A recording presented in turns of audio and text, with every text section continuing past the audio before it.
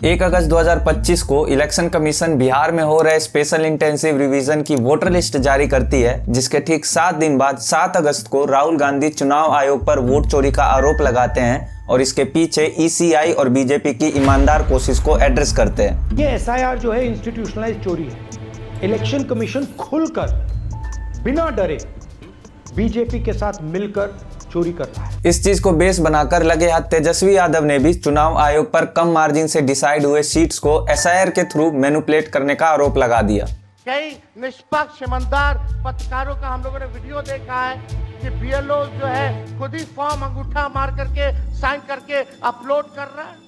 इन आरोपों के पीछे का रीजन साल 2020 का बिहार विधानसभा चुनाव था, जहां 52 सीट्स ऐसी थी जिनमें जीत का मार्जिन 5000 वोट से भी कम था, जिसका मतलब ये है कि वोटर लिस्ट में छोटी सी भी हेराफेरी इस बार के इलेक्शन में सरकार बनाने या गिराने में डिसाइसिव रोल प्ले कर सकता है। इस चीज को देखते हुए राहुल गांधी और तेजस्वी यादव ने वोट अधिकार यात्रा निकाला, जहां दोनों ने ईसीआई और बीजेपी के बीच का रिश्ता दोस्ती से एक कदम आगे वाला बताया। सरकार के साथ नाजायज संबंध का आरोप लगता देख 17 अगस्त को चुनाव आयोग ने अपनी राय साझा करते हुए बिना किसी इन्वेस्टिगेशन के खुद को क्लीन चिट दे दिया। चुनाव आयोग उन्हीं राजनीतिक दलों में भेदभाव कैसे कर सकता है? ओपोजिशन के वोट चोरी से जुड़े सवालों पर इलेक्शन कमीशन की जिम्मेदारी भरी रिस्पांस को देखते हुए जनता का देश के इस ऑटोनोमस बॉडी पर ट्रस्ट बढ़ने लगा, वो भी दिल से। जबकि कमाल की बात ये रही कि ईसीआई के प्रेस कॉन्फ्रेंस के 4 दिन पहले ही यानी 14 अगस्त को बीजेपी ने भी अपने एक प्रेस कॉन्फ्रेंस में ओपोजिशन पर सेम वोट चोरी का आरोप लगाया। वायनाड, रायबरेली, डायमंड हार्बर, कन्नौज, मैनपुरी, कोलाथुर विधानसभा, 5 लोकसभा 1 विधानसभा। अब इनमें देखिए किया क्या है।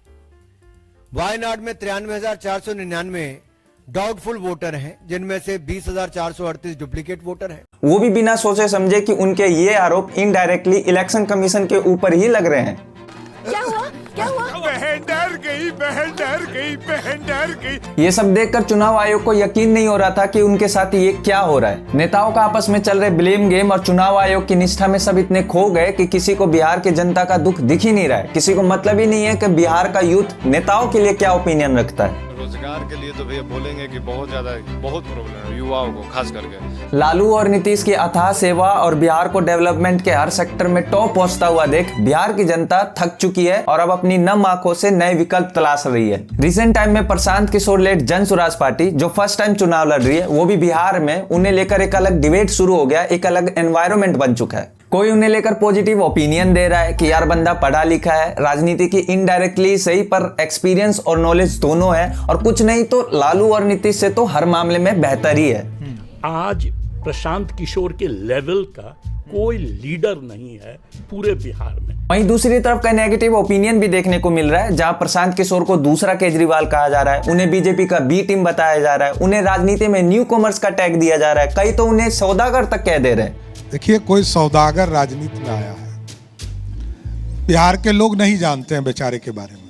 वेल पर्सनली और बिहार के बाकी नेताओं के comparatively I like Prashant Kishor, not just because कि मैं बिहार के यंग जनरेशन से बिलोंग करता हूं, जो देश के नेचुरल रिसोर्सेज में one of the best state, जो अब कई रीजंस की वजह से सबसे पिछड़ा स्टेट बन चुका है, उसे जड़ से ठीक होना देखना चाहता है, बल्कि इसलिए भी क्योंकि प्रशांत किशोर 8 सालों तक अफ्रीका में यूनिसेफ के अंदर सोशल पॉलिसी एंड प्लानिंग से जुड़े रहे हैं, जिन्हें पता है कि गरीबी क्या होती है, उसकी हद क्या होती है और उसे कैसे ठीक किया जा सकता है। प्रशांत किशोर की तरह एजुकेटेड कोई नहीं है, ठीक है, अमेरिका में यूनिसेफ में थे।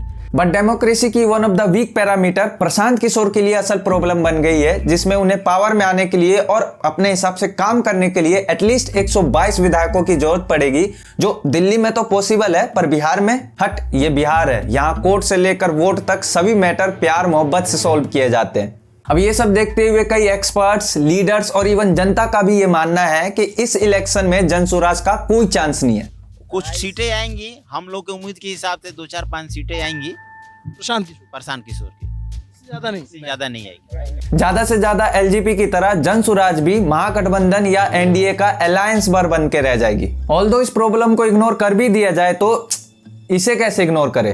मौत पे जो है हम लोग गांधी के मौत पे हम लोग जश्न मनाते हैं। हम लोग अब वो डर खत्म। जो बंदा पंचायत का काम तक संभालने लायक नहीं है उसके लिए प्रशांत किशोर ने कुछ बड़ा सोच रखा है। अगर कुछ बड़ा सोचना ही है तो ऑलरेडी बहुत सारे ऑप्शंस है, इनमें से किसी को पिक कर लो यार। ये हमार छोट तोहार मोट और गोरी करे पलंग पर फाइट जैसे संस्कारी गानों को गाने वाले सिंगर्स को तो मत चुनो।